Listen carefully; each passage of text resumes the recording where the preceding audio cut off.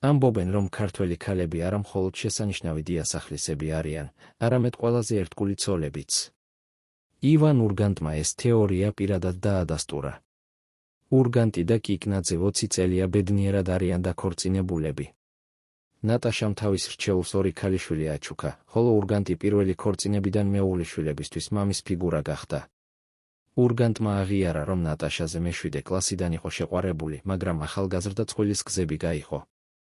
შემიძლია ვთქვა, რომ ნატაშა ჟვანეცკის ფრაზის აბსოლუტური განსახიერებაა. ცოლებს შორის უნდა აირჩიოთ მხიარული, მხიარულებს შორის ჭკვიანი, ჭკვიანებს შორის ნაზი, ხოლო ნაზებს შორის ერთგული და მომთმენი.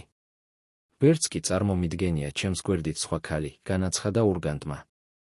ძალიან საყვარელი ქალი. არა რაიმე მომხიბვლელი ბიმბო, არამედ ნაზი და მოსიყვარულე. ძალიან კარგი წყვილია. აშკარაა, რომ ისინი გულწრფელად უყვართ ერთმანეთი. მომწონს ეს წყვილი. ნატაშა ძალიან ლამაზია. არც პლასტიკური ოპერაცია, არც თვალშისაცემი გარეგნობა. მოკრძალებული და ლამაზი ქალი. ფიქრობ, ნატაშას ქმართან გაუმართლა, ვანია შესანიშნავი ადამიანია.